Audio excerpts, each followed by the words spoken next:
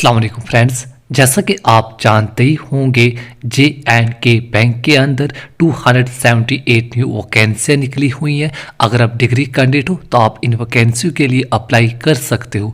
अगर अप्लाई करना चाहते हो उसका ऑनलाइन फॉर्म कैसे फिलअप करें, आज आपको मैं स्टेप बाय स्टेप करके ऑनलाइन फॉर्म फिलअप करके बताने वाला हूं। अगर अप्लाई करना चाहते हो, साइट का लिंक और फुल डिटेल के साथ नीचे डिस्क्रिप्शन में लिंक देने की कोशिश करूंगा। वहां पर क्लिक करके फुल डिटेल्स क्या क्या रिक्वायरमेंट इंपॉर्टेंट डेट्स तमाम दिया गया। उसके बाद जैसे अप्लाई वाले टैग पर क्लिक करोगे आप जे एंड के बैंक की ऑफिशियल वेबसाइट में आ जाओगे। आप इस साइट को डायरेक्ट गूगल से भी सर्च कर सकते हो। साइट में आने के बाद साइट के बारे में जो भी इंस्ट्रक्शन आप पढ़ना चाहो पढ़ सकते हो। अप्लाई करने के लिए आपने सबसे टॉप पर आपने आ जाना है। टॉप पर आप जो लाइन से देख रहे हो आपने इस लाइन पर क्लिक कर लेना है, जो एरो बना हुआ। जैसे एरो वाले टैग पर क्लिक करोगे आपके सामने बहुत सारे ऑप्शन ओपन हो जाएंगे।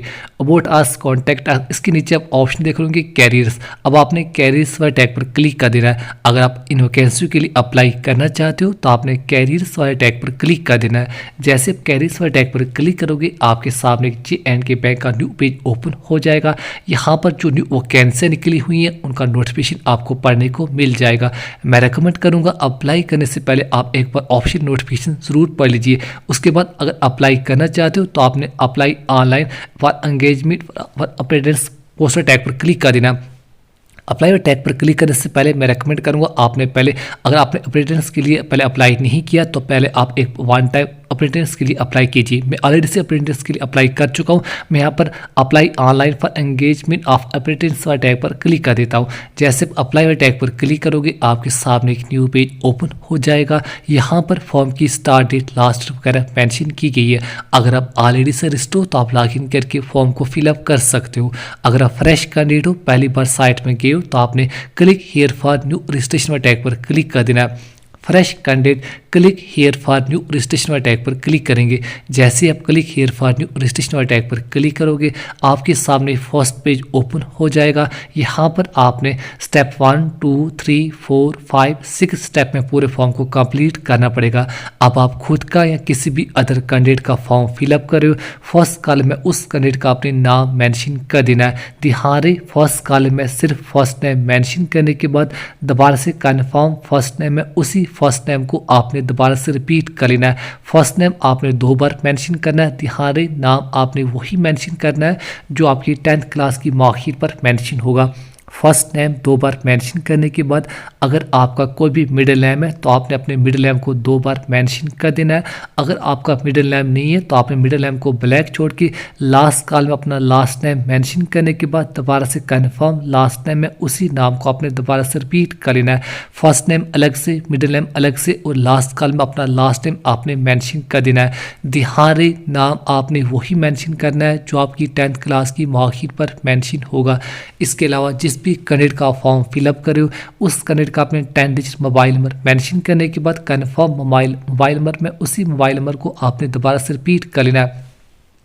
मोबाइल नंबर 2 बार मेंशन करने के बाद जिस भी कैंडिडेट का फॉर्म फिलअप करे हो उस कैंडिडेट के अपने ईमेल आईडी मेंशन करने के बाद आपने अपने डोमेन नेम को सिलेक्ट कर लेना। आपके केस में जीमेल, याहू या अदर जो भी मेल है आप अपने डोमेन नेम को सिलेक्ट कर लेना है। डोमेन नेम सेलेक्ट करने के बाद कन्फर्म ईमेल आईडी, उसी ईमेल आईडी को आपने दोबारा से रिपीट कर लेना है। ध्यान रहे ईमेल आईडी, मोबाइल नंबर आपने ठीक से मेंशन करने हैं।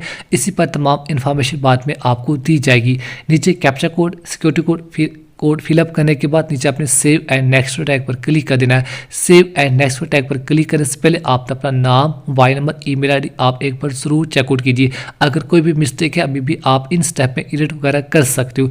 जैसे तमाम डिटेल्स फिलअप करने के बाद सेव एंड नेक्स्ट टैग पर क्लिक करोगे आपकी वन टाइम रजिस्ट्रेशन कंप्लीट हो जाएगी। आपको यहाँ पर रजिस्ट्रेशन नंबर एंड पासवर्ड दिया जाएगा। मैं रेकमेंड करूँगा आपने रजिस्ट्रेशन नंबर एंड पासवर्ड को नोट डाउन कर लेना है। अब आप इसी रजिस्ट्रेशन नंबर, इसी पासवर्ड के जरिए बाद में कभी भी लॉग इन कर सकते हो। नीचे आने के बाद आपने ब्राउज वाले टैग पर क्लिक करके जिस भी कैंडिडेट का फॉर्म फिलअप करे उसका आपने रिसेंट फोटो अपलोड कर लेना है। फोटो का साइज आपने 20 KB से लेकर 50 KB के दरमियान अपलोड कर लेना है। आई कन्फर्म टैग पर क्लिक करने के बाद नीचे अपने ब्राउज वाले टैग पर क्लिक करके अपना सिग्नेचर अपलोड कर लेना है। सिग्नेचर का साइज आपने 10 KB से लेकर 20 KB के दरमियान अपलोड कर लेना है। फोटो का साइज 20 KB से लेकर 50 KB। उसके बाद आपने नेक्स्ट टैग पर क्लिक कर देना है। जैसे आप नेक्स्ट टैग पर क्लिक करोगे आपके 2 स्टेप कंप्लीट हो जाएंगे। अब आपका 3rd स्टेप ओपन हो जाएगा। डिटेल्स सारा काम ओपन हो चुका है। नीचे आ जाना है। नीचे आपने state UT you want to apply for, किस स्टेट यूटी के लिए आप अप्लाई करना चाहते हो वो आपने पर मेंशन कर देना है। आप जम्मू एंड कश्मीर, लद्दाख, दिल्ली, महाराष्ट्र, उत्तर प्रदेश जहाँ के लिए आप अप्लाई करना चाहते हो उस स्टेट वगैरह को आपने मेंशन कर देना है। चलिए मेरे केस में और मैक्सिमम करने पर जम्मू एंड कश्मीर से ही बिलोंग करते होंगे। जहाँ के लिए आप अप्लाई करना चाहते हो वो आपने पर मेंशन कर देना है। मैं यहाँ पर जम्मू एंड कश्मीर के लिए अप्लाई कर रहा हूँ। आप चाहो जम्मू कश्मीर, लद्दाख, दिल्ली, महाराष्ट्र जहाँ के लिए आप अप्लाई करना चाहते हो वो स्टेट आपने पर चूज कर लेनी है। स्टेट यूटी सेलेक्ट करने के बाद district you want to apply, किस डिस्ट्रिक्ट के लिए आप अप्लाई करना चाहते हो, जो स्टेट आपने चूज़ किया है उस स्टेट में जितने भी सेंटर होंगे तमाम के तमाम सेंटर आपको शो हो जाएंगे। अब आप कहाँ के लिए अप्लाई करना चाहते हो वो आपने मेंशन कर देना है। आप अपने अकॉर्डिंग अपने डिस्ट्रिक्ट को आपने मेंशन कर देना है। मैं रिकमेंड करूँगा जिस भी डिस्ट्रिक्ट वगैरह के आप डोमिसाइल हो आप अपने डिस्ट्रिक्ट को यहाँ पर मैंशन कीजिए।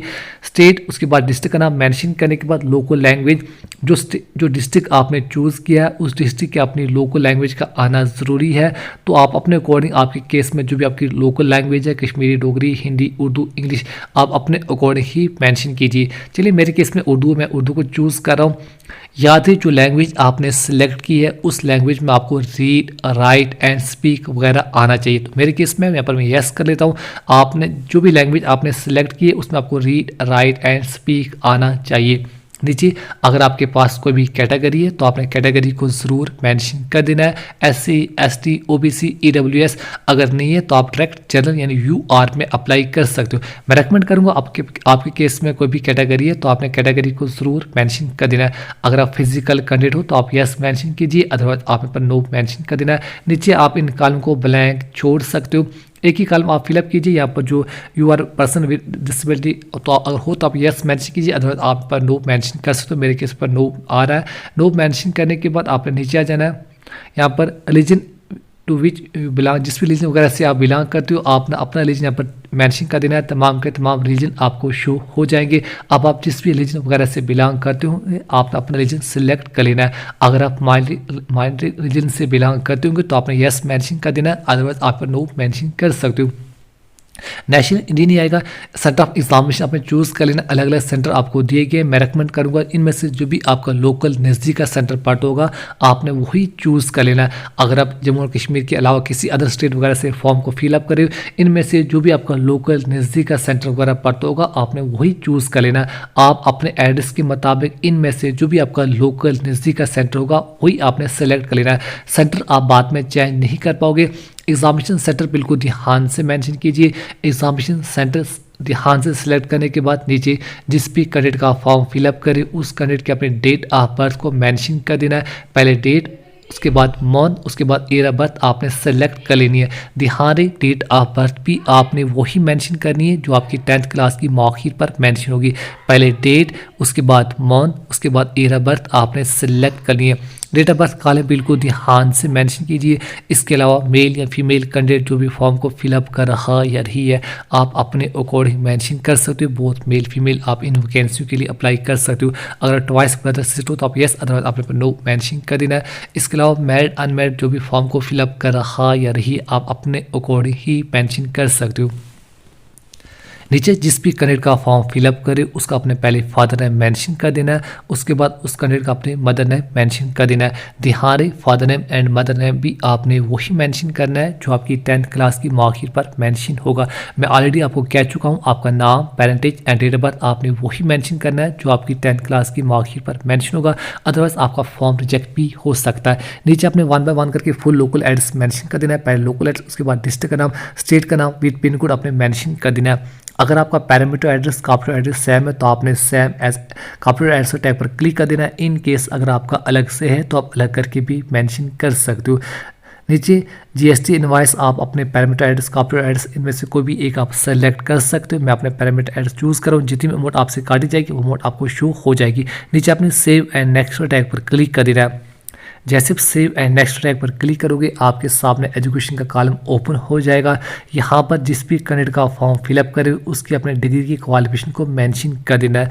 सबसे पहले आपने ग्रेजुएशन की डिग्री यहाँ पर चूज़ कर लेनी है। आपके केस में arts, commerce, science, agriculture, management, BA, BTech जो भी आपकी डिग्री क्वालिफिकेशन है आपने उसका पर सेलेक्ट कर लेना है। आपने अपनी एजुकेशन यहाँ पर सिलेक्ट कर लेनी है। इसके अलावा date month and year of passing आपने मेंशन कर देनी है। Date month and year of passing आपकी फाइनल ईयर की मार्कशीट पर मेंशन होगी। सेम टू सेम आपने वही मेंशन कर देना है। पहले डेट, उसके बाद मंथ, उसके बाद ईयर ऑफ पासिंग आपने यहाँ पर सेलेक्ट कर लेनी है।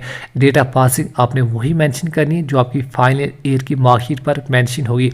इसके अलावा टोटल परसेंटेज ऑफ मार्क्स आपने मेंशन कर देने। तमाम सेमेस्टरों के मिला के टोटल परसेंटेज ऑफ मार्क्स आपके जितने भी बनते होंगे आप अपने अकॉर्डिंग मेंशन कीजिए। टोटल परसेंटेज मार्क्स मेंशन करने के बाद फर्स्ट सेकंड आप अपने अकॉर्डिंग मेंशन कीजिए। इसके अलावा आपके केस में कोई भी अदर क्वालिफिकेशन है, आप उसको मेंशन करना चाहो तो कर सकते हो। अगर आप सिर्फ डिग्री कैंडिडेट हो तब भी आप इन वैकेंसी के लिए अप्लाई कर सकते हो।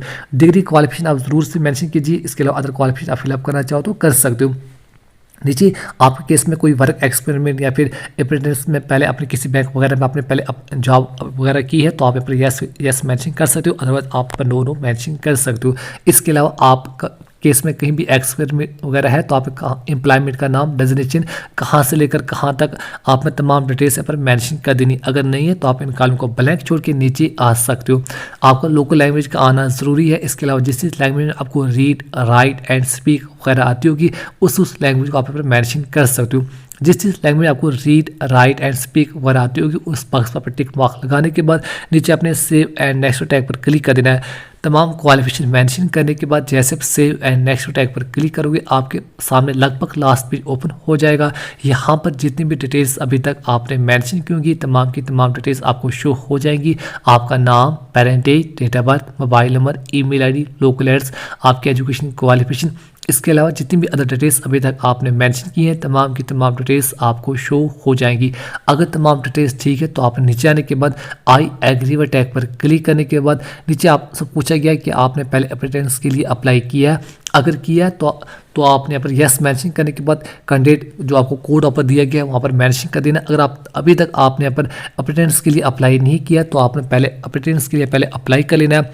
आप कहो तो मैं उसका वीडियो भी नीचे डिस्क्रिप्शन में देने की कोशिश करूंगा। मैं ऑलरेडी से अप्रेंटिस के लिए अप्लाई कर चुका हूं। आपने पहले अप्रेंटिस के लिए अप्लाई कर लेना, उसका कोड आपको दिया जाएगा। कैंडिडेट कोड पर फिलअप करने के बाद नीचे कंप्लीट रजिस्ट्रेशन टैग पर क्लिक कर देना। याद रहे कंप्लीट रजिस्ट्रेशन टैग पर क्लिक करने से पहले नाम, parentage, date of birth, mobile number, email ID, local address तमाम डिटेल्स आप एक बार ज़रूर चेकआउट कीजिए। अगर कोई भी मिस्टेक है अभी भी आप इन स्टेप में एडिट वगैरह कर सकते हो। यहाँ पर सबमिट करने के बाद आप इन स्टेप में एडिट वगैरह नहीं कर पाओगे।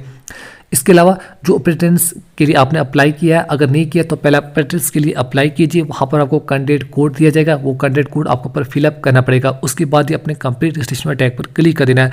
जैसे आप कंप्लीट रजिस्ट्रेशन टैग पर क्लिक करोगे आपके सामने एक न्यू पेज ओपन हो जाएगा और यहाँ पर आपने सेल्फ डिक्लेरेशन और अपना थंब इंप्रेशन अपलोड कर लेना है। Self declaration and thumb impression upload करने के बाद आपको इसकी payment online, net banking, credit card, debit card, ATM card के जरिए आपने इसकी पेमेंट वगैरह कर लेनी है। पेमेंट करने के बाद बस आपने एक बात का ध्यान रखना है, इसकी हार्ड कॉपी या तो प्रिंट या स्क्रीनशॉट या फिर डाउनलोड करके अपने फ़ोन वगैरह में रख लेना है।